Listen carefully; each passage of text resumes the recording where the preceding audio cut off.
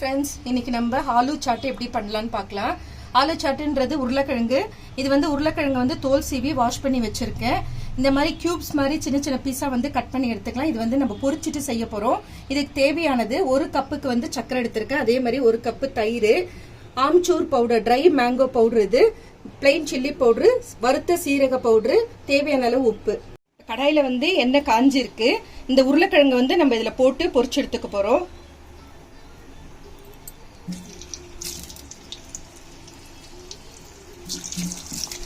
கொஞ்சம் இது வேகணும். உங்களுக்கு அந்த கோல்டன் கலர் வரும்.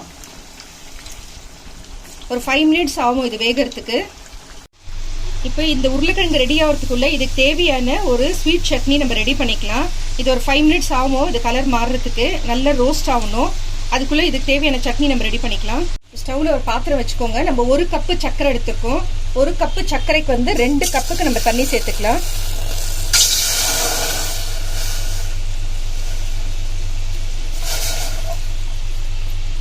ரெண்டு கப்பு தண்ணி ஊத்திருக்கோம்.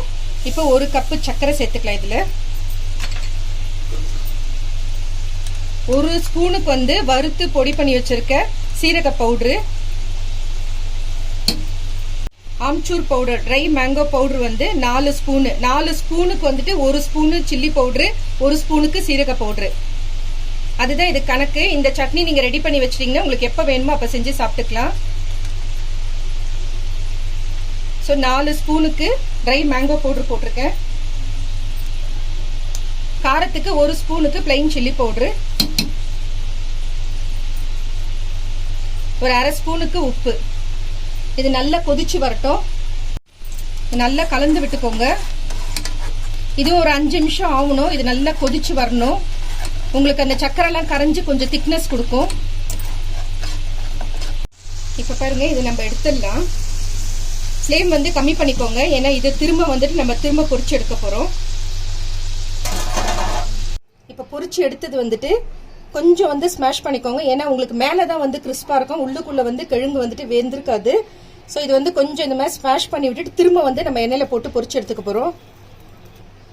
ஜாஸ்தி பிரஸ் பண்ணாதீங்க, சும்மா உடஞ்சா போதும். அது நீங்க இல்லைன்னா இந்த மாதிரி ஒரு சின்ன கப்பு கூட வச்சுட்டு அது மேல பிரஸ் பண்ணி எடுத்துக்கலாம். இங்க பாருங்க, இந்த மாதிரி ஆகணும். ரொம்ப ஸ்மாஷ் பண்ணிட்டீங்கன்னா தூள் தூள் ஆயிடும். அவ்வளவுதான். இப்ப இதை திரும்ப நம்ம எண்ணெயில போட்டு பொரிச்சு எடுத்துக்கணும். இப்ப திரும்ப இதையும் சேர்த்துடலாம். இன்னும் கொஞ்சம் இந்த கிறிஸ்பா ஆகிறதுக்காக தான் இந்த மாதிரி ஸ்மாஷ் பண்ணிட்டு பண்றோம் திரும்ப. ஏன்னா உங்களுக்கு ஃபர்ஸ்ட் டைம் நம்ம பொரிக்கும் போது மேல மட்டும்தான் உங்களுக்கு கிறிஸ்பா இருக்கும். அதனாலதான் இந்த மாதிரி பண்ணிட்டு திரும்ப நம்ம பொரிக்கிறோம். பாருங்க, ரெடி ஆயிடுச்சு. நம்ம எடுத்துடலாம். ஃபர்ஸ்ட் டைம் போட்டதுக்கும் இப்ப பாருங்க செகண்ட் டைம் போட்டதுக்கும் நல்ல கோல்டன் கலர் ஆயிருக்கு. இப்ப நம்ம ஸ்டவ் ஆஃப் பண்ணிட்டு இதை எடுத்துடலாம்.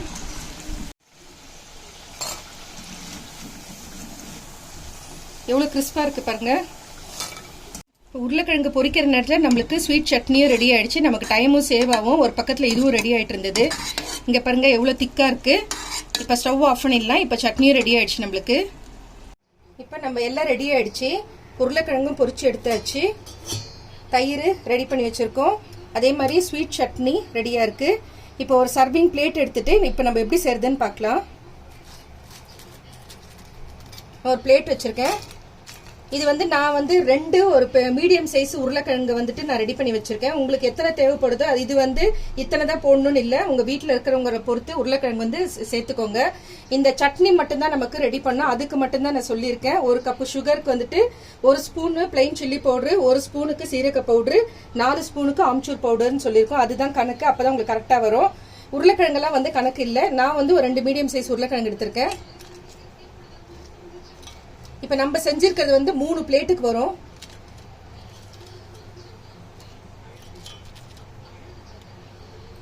இது மேலேயே நம்ம ரெடி பண்ணி வச்சிருக்க ஸ்வீட் சட்னியை சேர்த்துக்கோங்க.